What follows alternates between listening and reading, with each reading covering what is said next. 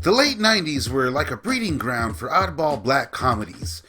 Some classics and some, well, classics in my opinion, although done in horribly bad taste. But regardless of the tone or storyline, we did get a wide variety of what's considered black comedies.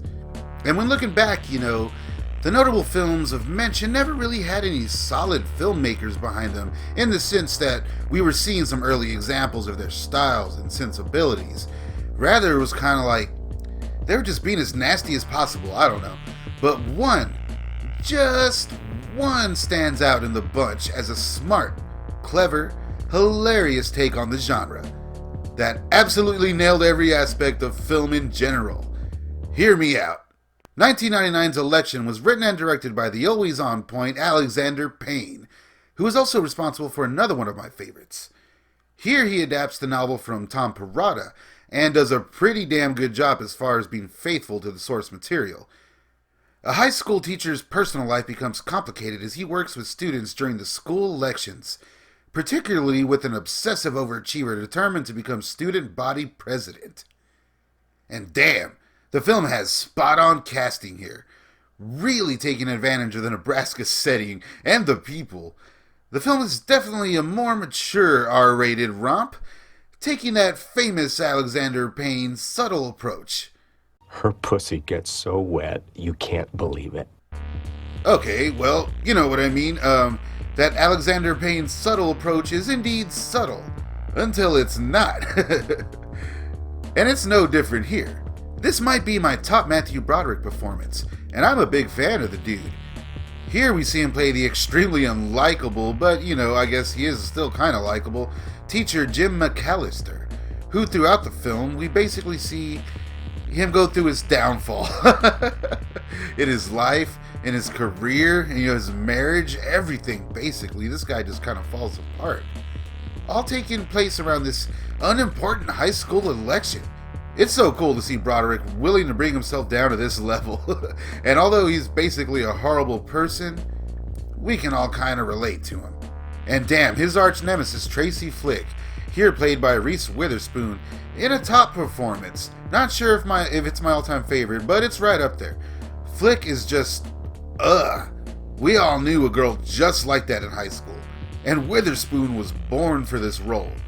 She is definitely a screen stealer in every scene she's in, and really lights up the screen here.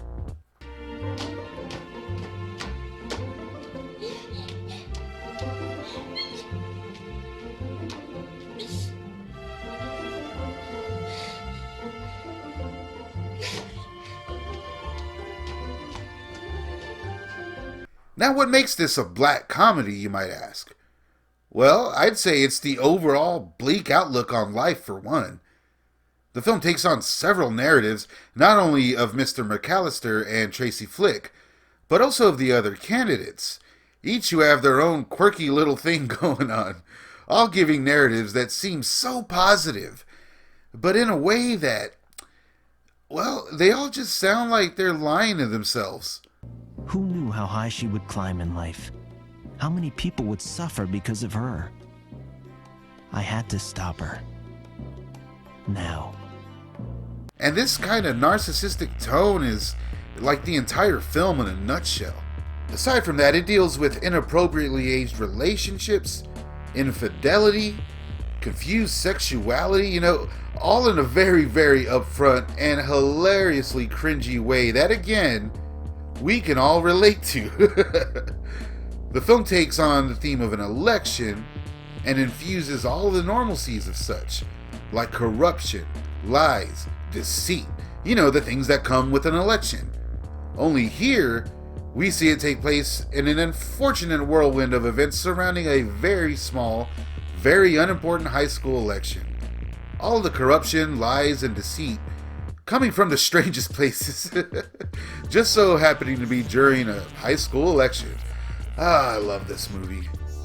And that is what makes Election the best political black comedy ever made. I highly recommend this movie to anybody with grand delusions or a penchant for self-loathing. See ya next time. Her pussy gets so wet, you can't believe it.